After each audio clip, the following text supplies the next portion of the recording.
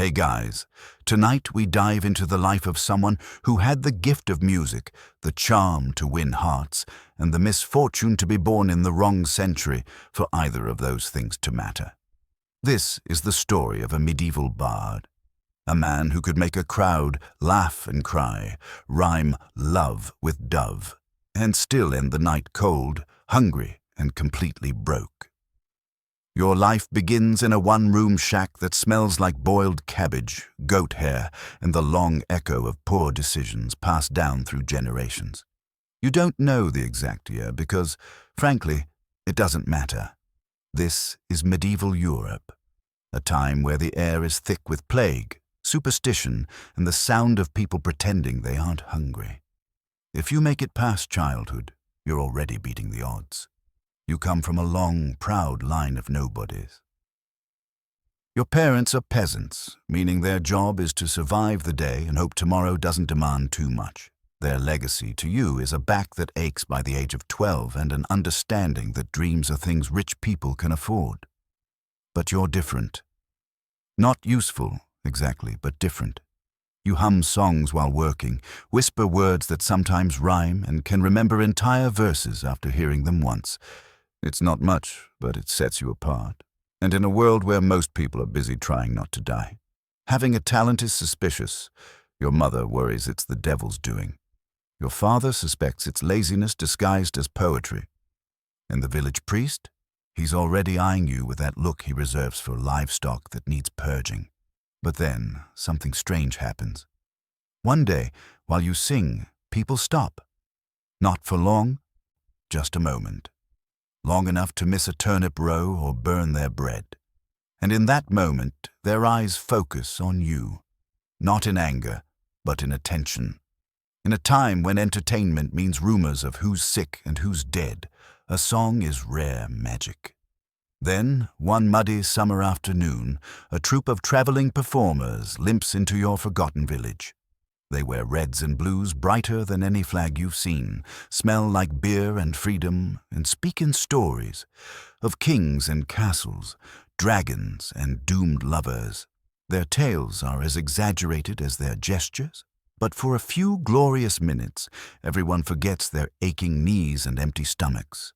You laugh, you cheer, and deep in your chest, something cracks open. You decide that's the life for you. You'll be a bard. Not because it's smart, not because it's safe, but because it promises something more than digging trenches and dying anonymously. You'll sing your way out of this mud, maybe even get a pair of shoes. Your father isn't thrilled. He'd hoped you'd take over the family plow, an heirloom that's killed more relatives than the Black Death. Your mother suggests the monastery. At least there, starvation is spiritual. But you've seen something real. A glimpse of another life, one with stories. You begin small, singing silly verses about sick cows and the baker who fell into his own dough. People laugh. Someone throws a vegetable at you, which, oddly enough, feels like encouragement. Then one day, a weathered old bard hears you by chance. He's impressed, or maybe just drunk, and invites you to follow him. You think it's your big break. It's not. It's a job. An apprenticeship, which, in medieval terms, means you carry his gear, polish his boots, and pretend to enjoy songs you're already sick of. He calls himself renowned, which in bard circles means unemployed, but proud. He teaches you important lessons, like never perform before the crowd is drunk enough to lower their standards. He waits for the third round of ale before performing a heroic ballad about a duke who fell off his horse, but was still declared a national treasure. The crowd loves it. You smile and clap, unsure if it's because you're learning or because you're cold and it helps circulation. You wander with him from hamlet to hamlet. You eat stale bread, drink watery soup, and sleep in places that technically qualify as shelters only because they have a roof. When it rains, which it always does, your job is to keep the lute dry, not yourself. Instruments are expensive. Apprentices are replaceable. Night after night you set up the stage, tune the strings, and endure songs you could now sing backwards in your sleep. Sing too loudly, and you get smacked. Forget a verse, and you get lectured. Do everything perfectly, and you're still not ready. Medieval mentorship is a gentle mix of abuse and disappointment. And then, one day, he tells you you're ready. Not because he believes in you, but because he's tired of feeding you. He gives you a half-filled songbook, a cracked lute string, and a pat on the back that feels like dismissal. Congratulations, you're a bard now. You've spent weeks rehearsing in barns and alleyways, sometimes even graveyards where the acoustics are surprisingly excellent and the audience doesn't interrupt. Now comes your first solo performance. The venue? A tavern that smells like spilled ale, wet wool, and broken dreams. Your stage. A rickety table that creaks under your weight like it regrets being involved. The crowd is loud, red-faced, and carrying mugs that double as weapons. You clear your throat, and someone shouts, "Don't ruin the mood," which is generous, considering there isn't one. Still, you press on. Your opening song is a carefully crafted tale about a noble knight who wins a tournament and woos a lady who immediately regrets her life choices. It's witty, charming, you've practiced every note. And yet, by the second verse, someone burps in perfect rhythm with your chorus. By the third, a farmer demands a song about goats. You don't know that one. But stopping mid-performance is a luxury reserved for people who don't value their kneecaps. You keep singing, dodging heckles and airborne breadcrumbs, breathing in tavern air that's 70% smoke and 30% regret. Halfway through, a fight breaks out. Two men argue whether you're brilliant or just awful. You take this as a compliment. The lute goes out of tune, someone sneezes into your melody, and a woman laughs so hard she spills ale on her lap. You strum the final note and bow. Polite applause follows. A man throws you a coin. It misses. You thank him anyway. Then someone yells, "Play something better." You tell them that was your best. No one laughs. By night's end, you've earned 3 copper coins, a sore back and the dawning realization that you may not be destined for glory. But you did it. You survived. That's something. You sleep behind the tavern, curled in a hay pile that smells like a goat's worst decision. It's itchy, cold, and depressing. But it's also the first night you've ever slept as a bard who made it through a show. That's the moment it hits you. The freedom you longed for isn't as poetic as you imagined. The open road, once filled with promise, is actually just a collection of mud, rain, and towns that all hate music until they've had enough ale to forget it. Your lute, heavier than your hope.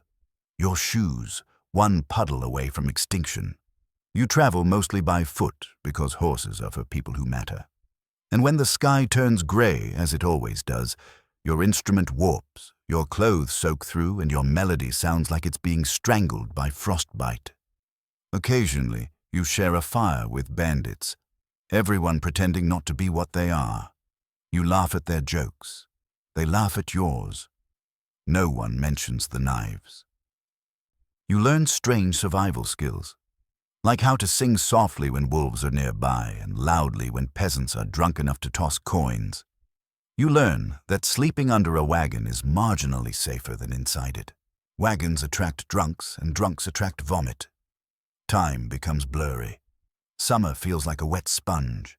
Winter feels like punishment. Spring? Just allergy season with mud. But you keep walking. Why? Because every new village might be better. It never is. But the illusion is strong. In one town, a widow gives you soup. In another, a child asks for a happy song, which is tricky, because you don't know any. Happiness doesn't rhyme well with hunger. Still, you perform, because despite the humiliation, the cold, the pain, there's pride in surviving. Soon, the road becomes your home, the rain your applause. Every tavern your battleground. You stop dreaming of fame, you start dreaming of dry socks.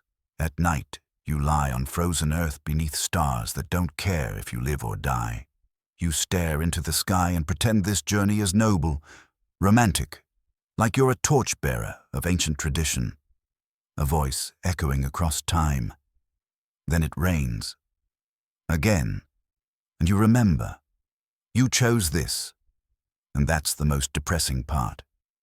Eventually, you make it to a castle, not a crumbling village hall or a smoky tavern, a real noble's estate. High towers, stone walls, banners fluttering in the wind. From a distance, it looks like the dream, the kind of place that could change your life. Up close, it smells like wet dogs and nervous servants. But still, this is it, the kind of stage you've imagined since you first picked up a lute. You approach the gate, call yourself a humble bard, and wait. The guards laugh. One pats you down, finds nothing worth stealing, and waves you in with the pity of someone letting a stray animal into a temple. Inside, it's chaos. Servants rush past, nobles lounge and gossip, and you try not to trip over your own feet while pretending you belong. The lord of the manor greets you, a round man with the confidence of a god and the belly of someone who hasn't missed a meal in 20 years. He doesn't know your name, he doesn't care, he wants to be entertained. You bow so low your spine pops. He gestures for you to begin. No pressure, this is the moment. If he likes you, you get food, maybe a bed. If he doesn't, you'll be kicked out faster than last week's jester. So you do what you've trained for. You lie beautifully. You sing a glowing ballad about his ancestry, all made up, of course. You rhyme valor with splendor, invent a tale of his grandfather, slaying a beast with nothing but honor and a spoon, and pray that he's drunk enough to believe it. He beams. His guests clap politely. You exhale. Then someone asks for another song, this one about the Lord's great military victory. You have no idea what that was, or if it even happened. But you improvise. Brave men, shining armor, a glorious charge. The truth? He probably fell off a horse and landed in a puddle. But you turned it into legend. This is the bard's secret art, flattery disguised as history. Nobles don't want facts. They want mythology. They want to hear how brave they were, how faithful their wives are, and how much the peasants adore them, all while the peasants outside are too hungry to care. You're not a musician anymore. You're propaganda in human form. When you're done, he rewards you. Generously by medieval standards. A crust of bread and permission to sleep indoors. His wife compliments your voice. His daughter wants a love song. His guards look like they'd rather feed you to the pigs. You take the praise, swallow the bread, and leave the next morning poorer than when you arrived. Except now your ego's been inflated by people who forgot your name the second you walked out the door. That's when you realize. Truth doesn't pay. Flattery might. Nobles want echoes, not voices. So you learn how to lie with rhythm. You memorize the compliments that work. Compare one lord to a lion, another to a falcon, a third to a river. Mix them up and it's a problem.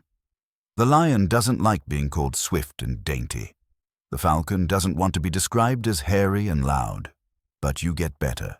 You study their faces like gamblers study dice. Praise the right man at the right time, and you'll get a coin. Praise his wife a little too much. You might get thrown out a window. So you recycle lines. Every king becomes wise beyond reason. Every lady, the moon wrapped in silk.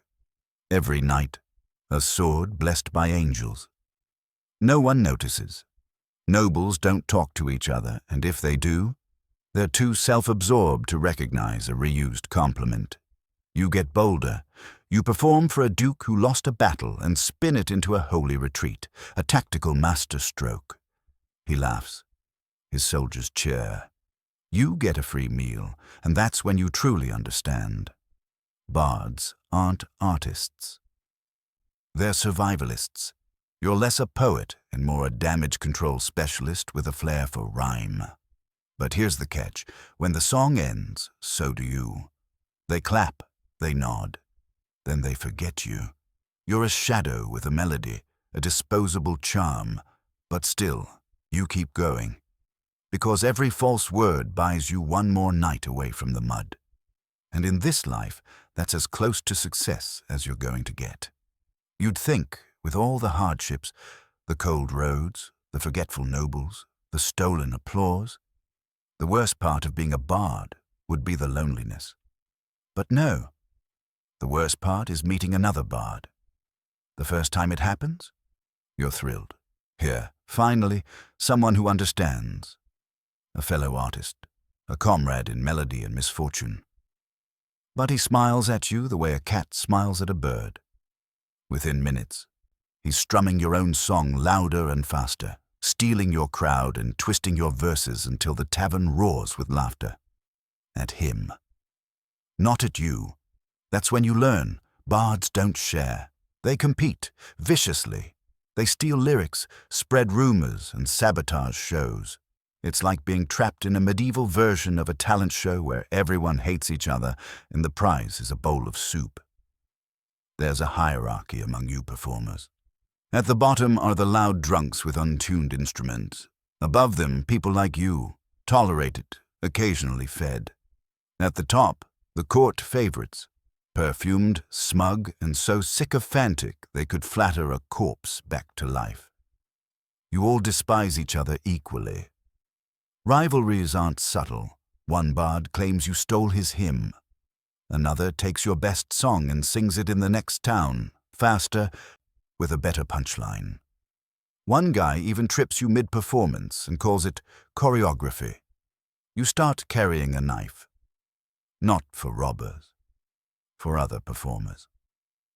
Once, in a crowded market square, you're pulled into an impromptu verse duel. A bard challenges you, not with fists, but with rhymes. You exchange insults in front of cheering peasants. You call him a tuneless toad. He calls you a donkey in a doublet. It's all fun. Until he rhymes bard with coward. The crowd explodes with laughter. It stings. Not because it's clever, but because it works. After that, things change. You start fighting back in the only way you know, through reputation. You invent rumors. He can't sing sober. He once serenaded a goat, his masterpiece, written by a monk. Are they true? No. Are they believable? Absolutely, and that's all that matters. Eventually, no one remembers who started the feud. The insults blur, the songs get sharper, your humor darkens. You stop writing about love, you write about triumph, yours, mostly imaginary. Because in this world, survival isn't about truth or talent. It's about volume, timing, and the ability to eviscerate someone in perfect meter. You've entered the bardic battlefield.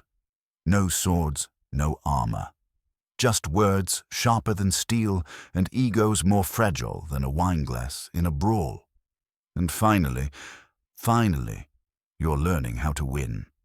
But after a few too many bruised verses, you get tired. Not of performing, but of the pretense, of the politics, of the nobles who want praise without substance and the rivals who'd sell their soul for half a stanza. You tell yourself it's time to return to the people, the real audience, the peasants. At least they laugh honestly. In truth, the nobles have stopped feeding you, and taverns are the only places left that don't require manners or a resume. So, you arrive in another muddy village where the smell alone could write a tragic epic. Chickens waddle through the square. A man who might be dead leans against a wall with better posture than you. It's familiar. It's awful. It's home. You sing. You give them songs of harvests, of lost lovers, of kings they'll never meet. They don't care about kings, but they laugh at the bit about beer. You throw in a wink, a flourish, a bow. Silence. Then a single old woman claps. Once. Someone else joins. Then a child shouts, "Sing the one about the farting monk." Ah, the classics. You do it because you're an artist, but also because you're hungry. They laugh. Coins hit the dirt. Small, dirty, beautiful. One man throws a cabbage. You're not sure if it's an insult or a gift. You take it anyway. Performing for peasants has its perks. They're honest. They might not pay well, but they rarely kill you for a bad rhyme. They listen, and when they laugh, they mean it. But they're fickle. One night you're a hero. The next, you've insulted the miller's wife, and now the village oven is off limits. You learn to read them fast. It's easy. Most of them can't read at all. Between songs, you trade gossip for bread, jokes for ale, and songs for shelter. It's not glamorous, but it's real. These people don't care about flattery. They don't need a legend. They need a laugh before sunrise crushes their bones again. And somehow, for the first time in your career, your music actually matters. You just had to fail at everything else to get here. You might think that the church, with all its choirs and harps carved into heavenly frescoes, would be the natural ally of a musician. But you'd be wrong. You, dear bard, are not an angel. Your songs, though tame to your ears, carry too much laughter, too much rhythm, and worst of all, too much joy. You find out the hard way. One day, you perform a gentle love ballad in a village square, watched by a crowd and, unfortunately, by a priest. The song is innocent, about a knight and a maiden, sweet and almost moral. Almost. The priest stares at you like you just danced naked through Mass. Afterward, he declares your music spiritually dangerous and bans you from performing within a 5-mile radius of the chapel. Effectively, half the village. You're flattered. Your words have reach. Eventually, you learn how to perform around the clergy. The trick: make every song sound holy while hiding the filth in plain sight. You begin slipping innuendo into psalms, lacing hymns with meanings that peasants snicker at, while priests squint suspiciously. And when they ask what it means, you simply say, "It's symbolic." They hate that. But avoiding the church entirely is impossible. Monks run the inns, priests bless the fairs, bishops own half the land you're trying to perform on. So, when invited, you show up, sing the required songs of sorrow, repentance, and eternal damnation, and throw in a subtle jab about how only the paying patrons are spared. They nod solemnly, blissfully unaware you've stolen the tune from a tavern drinking song. Once, a friar invites you to stay at a monastery for what he calls a spiritual retreat. You accept, dreaming of warm soup and soft beds.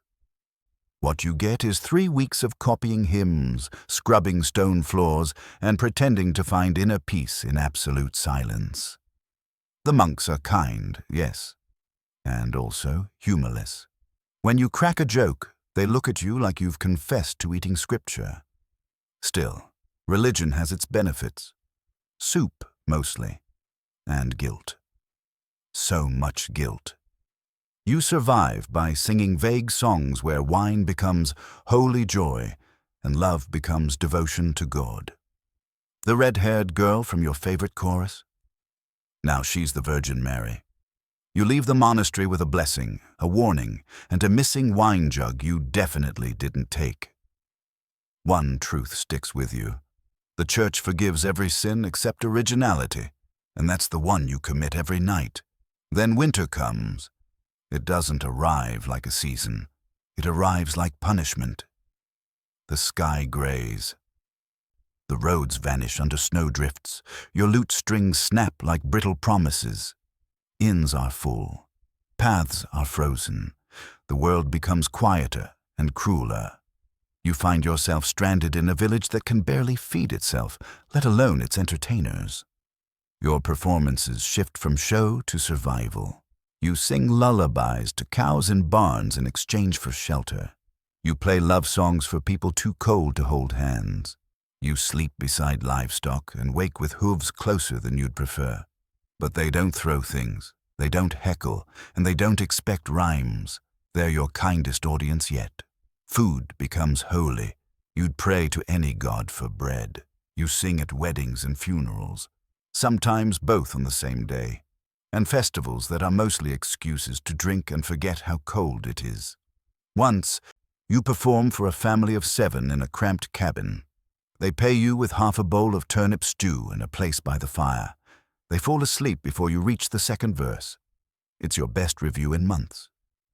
Evenings are the worst. You huddle in your cloak, telling yourself stories to stay awake. Tales of glorious courts, noble patrons, feasts filled with laughter. But all you have is the memory of warmth, the fading scent of bread, and a sky so star-filled it looks like it's mocking you. Sometimes the villagers beg for songs about spring. You oblige, your voice cracking with frostbite. And for a few minutes you believe your own words. Then the fire sputters, someone coughs, and winter is back. You consider quitting. But quitting to do what? You can't farm, you can't fight, you're terrible at praying. Music isn't a job. It's the only thing you can still do that reminds you you're alive. So, you keep singing. Not because it helps, but because silence would mean you've lost. Spring comes late and muddy, but it brings with it something far more dangerous than frostbite. Nobles rediscovering their love for the arts. One day, a messenger arrives. You're summoned to perform for a duke, the kind whose estate is so large that even the pigs look noble. You're told he's a patron of the arts, which, in your experience, means he appreciates music but doesn't believe in paying for it. You travel for 3 days to get there, through bogs, storms, and a brief emotional crisis. The Duke's Hall is everything you'd expect. Marble floors, torches in golden sconces, servants who look healthier than you've ever been. The Duke greets you with the kind of smile you give to someone you don't remember inviting. "Sing something uplifting," he says. You smile back, mentally burning your entire repertoire of depressing songs. You launch into a performance full of valor, honor, and the kind of bravery that never actually existed. The Duke nods. His wife yawns. His mistress flirts with a wine goblet. You hit every note perfectly, but the room barely reacts. Nobles, you remember, don't listen to music. They wait for it to end politely. Then comes the phrase every bard dreads. Do you know any funny ones? You do. Most of them involve priests, goats, and executions.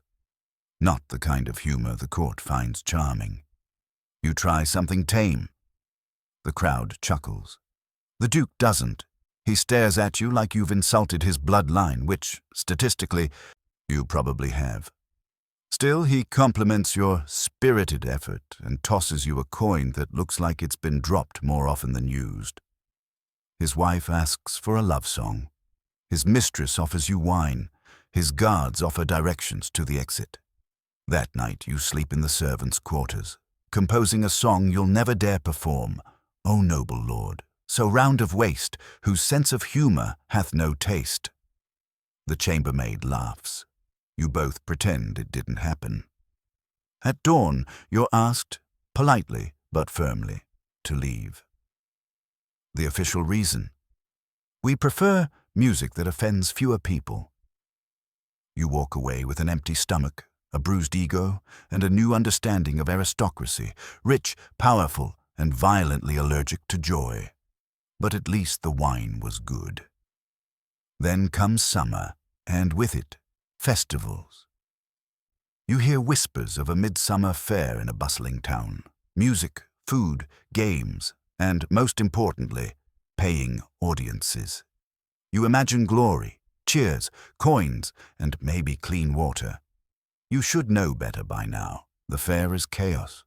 Jugglers, fire-breathers, livestock, drunkards, all shouting louder than your songs. The stage is technically a wooden cart missing a wheel.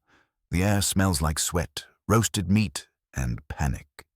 Still, you straighten your patched doublet, tune your battered lute, and tell yourself, this is it, your moment. The crowd gathers. Farmers, merchants, children, and at least one man who looks like he's been lost since last year's festival. You begin with a heroic ballad, voice strong, fingers steady. For 30 seconds, it's perfect. Then a noble yells, "Sing something funny." You switch. He laughs. His wife doesn't. She throws you a look that could pickle vegetables. By the third song, someone hurls a mug. It hits your shoulder. A goat starts eating your cloak. You keep playing. You always do. A gust of wind snatches your music sheet and dumps it in a puddle. You take it as a sign from the gods. Time to improvise. You launch into a dance tune. Peasants cheer. Someone spills ale on your lute. A fight breaks out by the food stall. Half your audience rushes to watch that instead. Apparently, violence has better rhythm. You finish to the applause of 3 children, 1 sleeping beggar, and the goat. When you collect your payment, it's a handful of copper, 1 radish, and a promise of exposure. You consider exposing yourself to fewer mugs next time, but you bow anyway, smile, and limp off stage. That night, beside a campfire, you count your coins. They don't add up to a meal, but you made it. You survived a festival crowd, the most unpredictable force in the universe. You're not famous, you're not rich, but you're a performer now truly, and possibly goat food. After the fair, something inside you shifts. Fame. You let that dream go. It's too heavy to carry on roads that barely deserve the name. Now you chase simpler things. A dry place to sleep, an audience that doesn't throw objects, maybe a meal that isn't mostly turnips. You travel farther than ever before. Every town is new, yet strangely familiar. New names, new dialects, same smells, same suspicion. Same old taverns full of men arguing about who invented beer. You learn not to expect opportunity, only repetition dressed in different mud. Your songs change. Once you sang about noble knights and divine love. Now, you sing about hangovers, broken shoes, and how every innkeeper is secretly the same man with a different hat. The peasants love it. You've become a poet of low expectations, a bard for the people who gave up on poetry. The days fall into rhythm. Mornings, you beg for gigs. Afternoons, you walk until your feet go numb. Evenings, you perform in taverns where applause is indistinguishable from coughing. If you're lucky, you get paid. If not, you get robbed, often by the same people who clapped during your set. You start to measure success by how many meals you didn't have to steal. You meet others like you, misfits and wanderers, jugglers with crooked teeth, jesters with bruises. One woman claims she can talk to chickens. She might be lying, or the chickens might be fluent. Either way, you share fires and stories, pretending you're free. In truth, you're all just professionally homeless, but you find comfort in their company. Misery, it turns out, harmonizes beautifully. Some nights, everything clicks. The crowd laughs in all the right places. Someone cries during your sad song. Coins hit the table instead of your face. Then the local bailiff arrives and demands taxes. You explain that you own nothing. He taxes your loot instead. You consider crying, but worry he'll charge you for the performance. Time wears down your ambition like a river carving stone. You stop caring about reputation. You sing for whoever will listen. Lords, peasants, thieves, children. The lyrics come easier now. Stripped of pretense. Full of truth. You don't chase approval anymore. You chase moments. Moments when the crowd goes still. When a tavern full of noise quiets to hear one man with a lute. When, for a breath of time, the world listens. You know you'll never be rich. You'll never be remembered. But somewhere in a distant village, a stranger hums your melody, not knowing where it came from. That's something. Then again, so is scurvy. Still, you keep walking. The next village might be worse, but at least it'll be new. It doesn't happen all at once. It sneaks up slowly, like a badly tuned string fraying at the edge. One morning, you wake and your fingers ache before you even touch the lute. Your voice cracks before the sun rises. The road feels heavier, the laughter feels shorter. You tell yourself you're just tired. Everyone gets tired. But deep down, you know better. You've seen what happens to old bards. They don't retire, they just fade. One day they're the main act. The next, they're background noise to clinking mugs and dice games, replaced by younger voices, fewer blisters, more teeth. You keep playing, of course. You always play. But the rooms grow smaller, the coins fewer. The people don't look up like they used to. You recycle verses because no one remembers them the first time. You catch yourself telling the same jokes in the same towns, and worse, forgetting how they end. One winter night, during a feast, your voice gives out mid-chorus. You cough, try to laugh it off, and keep strumming, but something's changed. The notes come out hollow, like even your own song doesn't recognize you anymore. The crowd doesn't notice. They're too busy drinking. You finish because it's what you do. You bow out of pride. You leave out of habit. That night, you sit alone by a dying fire. Lute on your lap. Breath hanging in the frozen air. You try to remember that boy, the one who once stood on a tavern table, terrified but hopeful. He believed this life meant something, that songs could change the world, that fame was just one good rhyme away. You envy him. He was naive, but he had fire. Now you understand the truth. There is no destination, no final stage, no moment when someone lifts you on their shoulders and says, "That one, he mattered." There is only this. You sang. You made strangers forget their pain for a moment. You turned hunger into laughter. Loneliness into melody. You existed loudly. And in this life, where most people are born to labor and vanish unrecorded, that counts. You pluck one last note. It's flat, off-key, human. You laugh, a rasping sound that scares off a nearby rat, and let the silence take over. When morning comes, the road will stretch ahead, but you won't, and somewhere, someone will still be humming your tune. You'll be gone before anyone realizes, which feels fitting. Bards don't die with ceremony. They just stop showing up. Someone else takes your place, probably younger, louder, worse. No one says anything. The music continues. The ale flows. The chairs are filled, and life in its indifferent rhythm moves on. Weeks later, a traveler whistles your melody while crossing a river. He doesn't know who wrote it. Nobody does. But the tune sticks in his head.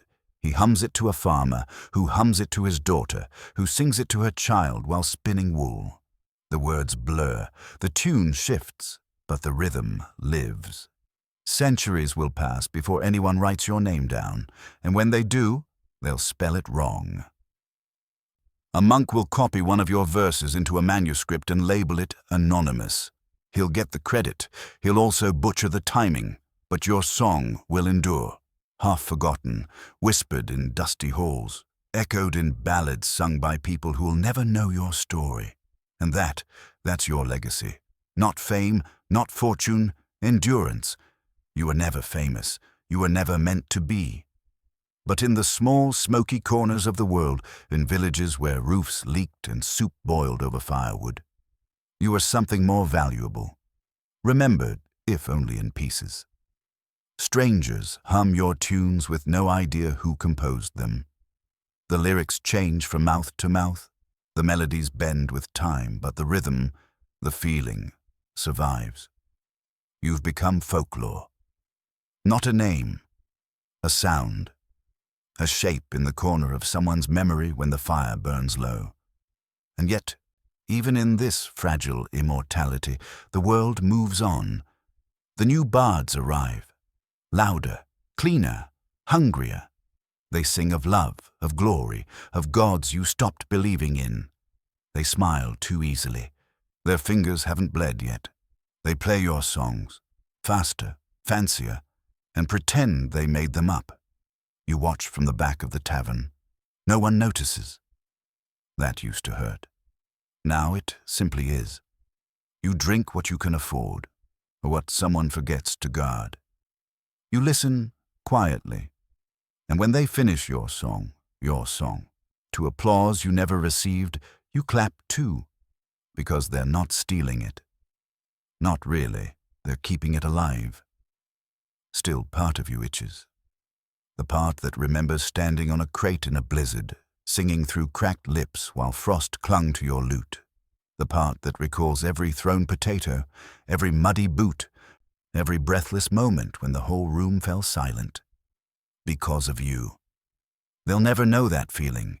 You're not bitter, just older. More echo than voice. So you do what bards always do when the world forgets them. You move on. Another road, another tavern, another fire to sit beside while your knees remind you how long you've been running. You don't play unless asked. You don't speak unless needed. You just listen. And sometimes someone sings your verse. Just a line, just enough. And you smile, because they don't know you, but they know you, and that somehow is enough. There's a strange clarity that comes when you stop expecting applause. The silence doesn't sting the way it used to. It simply sits beside you, like an old companion who knows all your stories and doesn't need to hear them again. You travel slower now. Not because the roads are rougher, but because you are. Your fingers stiffen in the cold. The strings feel tighter, less forgiving. The notes don't land like they once did, not because your technique is worse, but because you've played the same songs too many times to believe them anymore. You still perform, but something's different. You used to sing for attention. Now you sing out of habit, like breathing. And yet the road doesn't release you. It still pulls you forward, not with promise, but with persistence. You pass through towns where no one remembers your name, but the local drunk swears he's heard that melody before. Maybe from his grandfather, maybe in a dream. One evening, in a town so small it doesn't appear on maps, you perform to a room of 7. 2 are asleep. 1 is crying. The rest are just trying to forget their lives for a while. You sing softly, more lullaby than performance. When you finish, no one claps, but no one speaks either. They sit still, breathing in the quiet you've left behind. That's how you know it mattered. Not every show ends with coins or cabbages. Some end with silence so deep it feels sacred. Later, a young woman approaches you, timid and wide-eyed. She doesn't compliment your playing. She asks where the song came from. You tell her you don't know, that it was passed to you by someone who probably didn't write it either. She nods, like that's the most honest thing she's heard all day. Then she sings it back to you, shyly, imperfectly.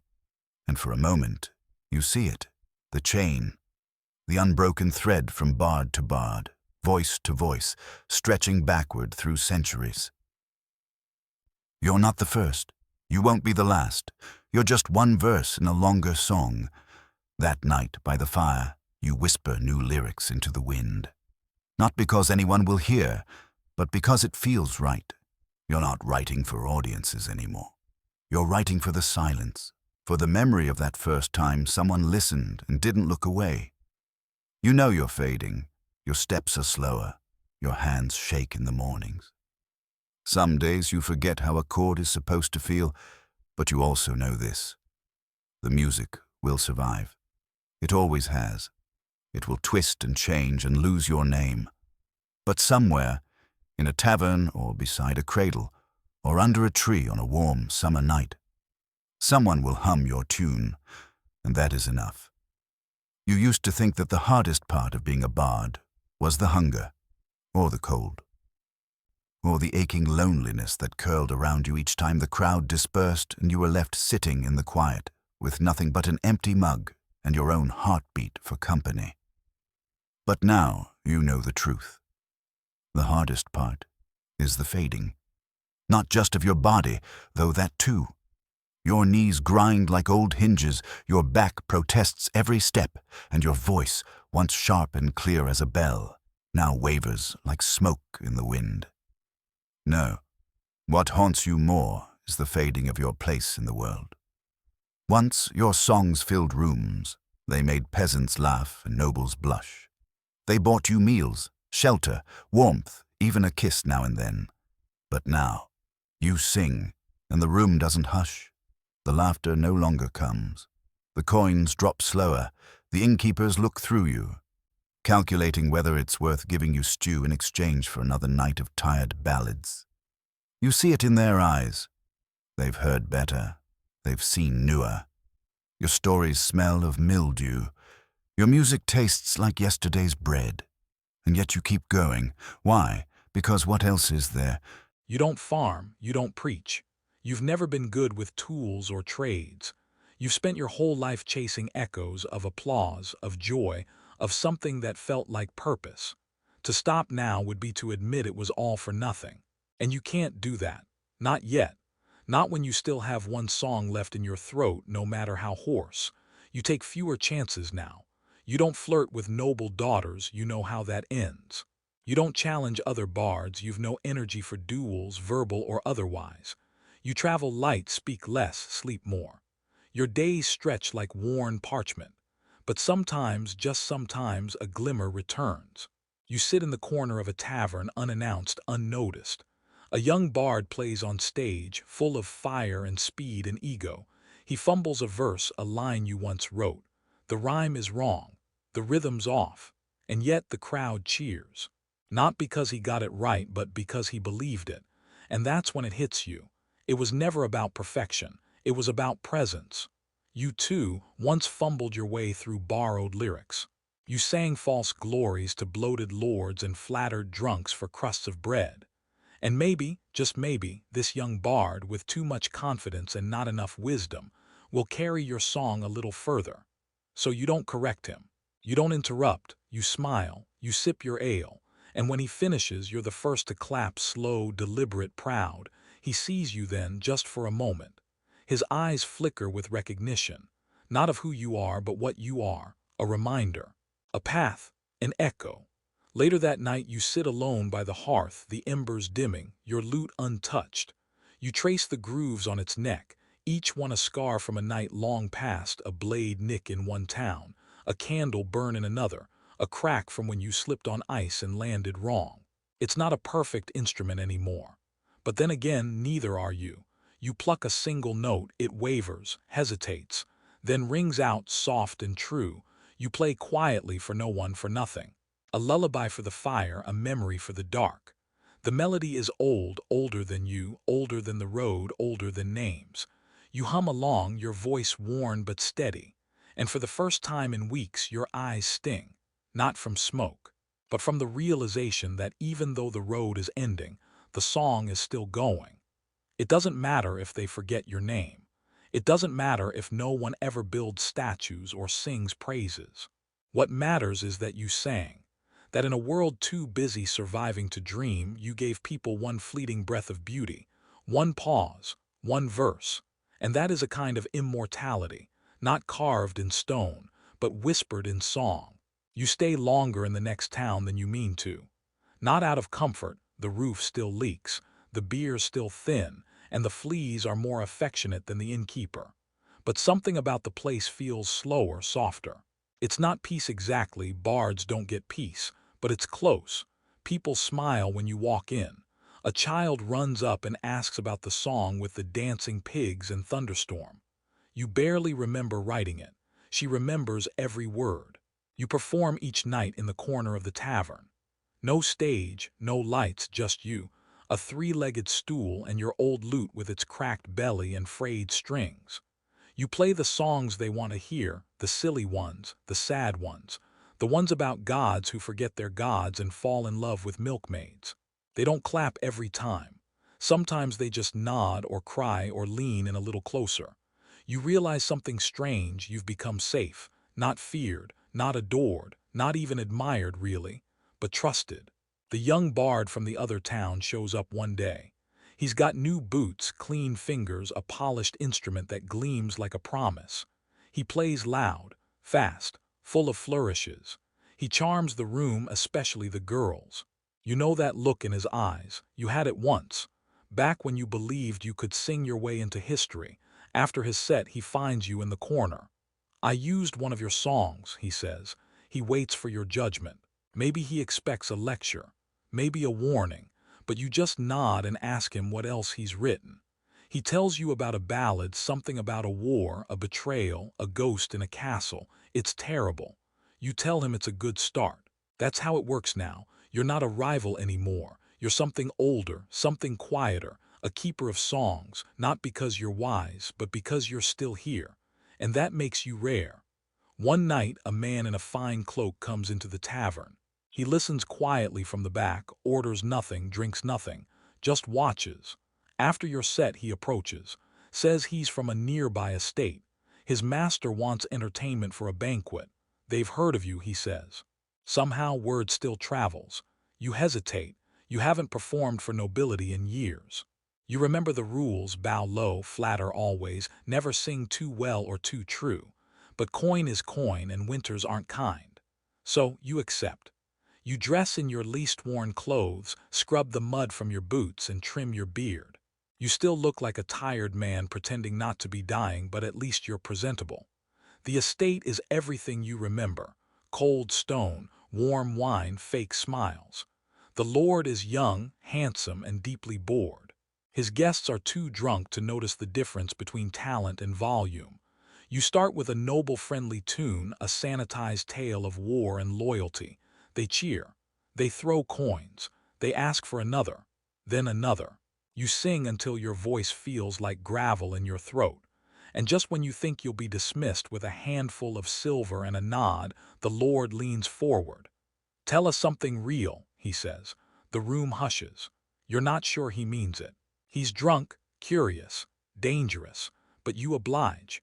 You sing a song you haven't touched in years. One about a girl who waited by a window until her bones turned to dust. About a soldier who survived the war only to lose his name. About a bard who sang to an empty road just to hear the echo. When you finish, no one claps. The silence is sharp, not hostile, not cold, just stunned. Then the Lord raises his cup and says softly, "Too real, but beautiful." You leave that night with more coin than you've seen in months. But what stays with you is that moment when the lies fell away and the song meant something. Even among nobles, even now. You return to the tavern, to the stool, to the chipped mugs and the smoke-stained rafters. No one here knows where you've been. You don't tell them, you just play. You always play. One night a girl asks you if songs ever die. You think about it. Then you say, "Only when no one sings them." She nods and sings one of yours back to you, off key, too fast, but with heart. You laugh. And for the first time in a long while, not out of irony, not out of weariness, but out of joy. Real, simple, unpolished joy. You may be fading, but the music isn't. And maybe, just maybe, that's what you were always meant to be, not the voice, but the echo. You wake one morning before the sun, before the cocks crow, before even the mice begin to scratch at the grain. It's cold. Not the sharp bite of winter, but the dull ache that lives in the bones of old men. You sit up slowly, joints cracking like worn hinges, and wrap your cloak around your shoulders. You slept on straw, again, but you've had worse. You sit by the tavern hearth, long dead from the night before, and watch the gray light bleed into the room. Your lute lies beside you, half covered by a blanket. You haven't played in 2 days, not from choice, but from silence. The voice simply wouldn't come. You feared it might be gone for good. But this morning you hum, a low note, a second. They waver, weak, cracked, but they come. So you pick up the lute and pluck a string. The wood responds with a warm sigh, as if it too was waiting to be remembered. You play softly, not a performance, not even a full song, just fragments, pieces of things you once knew by heart. Your fingers forget some but remember others.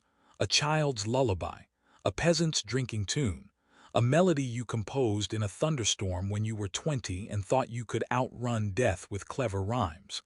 The tavern keeper stirs. He doesn't say anything, just nods and sets a pot to boil. And there you are, a man near the end of his road, still making music, not for coin, not for glory, but because you don't know how not to. Later that day, as the sun climbs higher, you do something strange. You begin writing.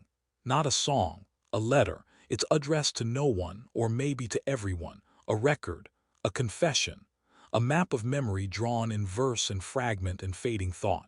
You write not about fame, but about failure.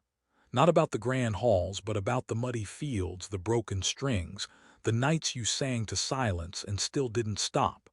You write because you've seen what happens when stories die. They don't explode, they just vanish, unremembered, unspoken, lost in the cracks of time. So you write yours down not to be praised but to be preserved. You write about the girl who kissed you beneath a half-broken moon and never looked back. You write about the village that gave you soup when you had nothing to give but laughter.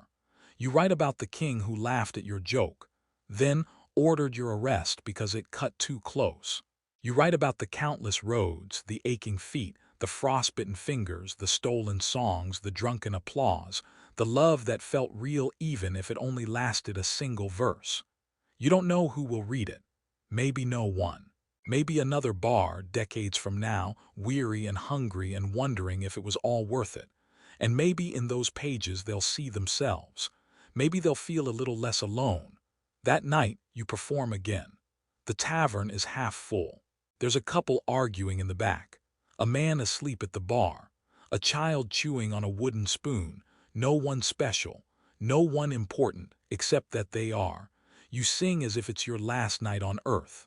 You sing not because you expect it to be, but because someday it will be, and you'd rather go out with a song than a whimper. You end with a soft piece. One of your first. Barely a melody. Just a whisper of a tune you wrote when you still believed in destiny. They don't cheer. They don't rise to their feet.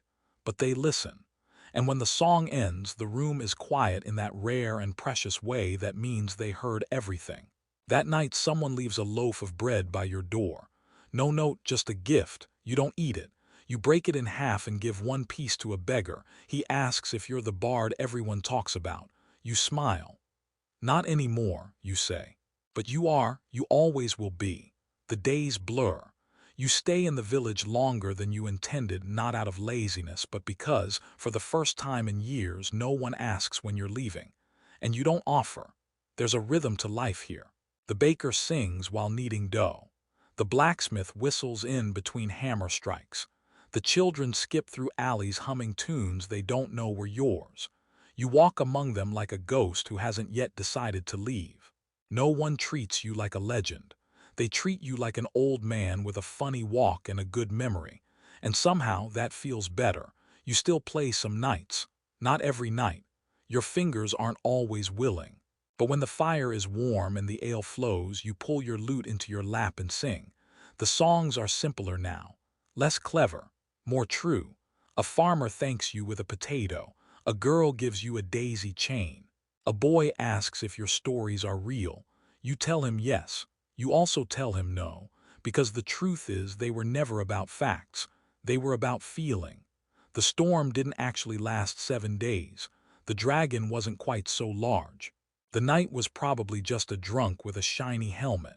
But the way people listened, eyes wide, hearts open, that was real. You sit on the porch of the inn most days watching the village breathe. Some people nod. Some stop to chat. A few ask for advice you have no business giving, but you try anyway.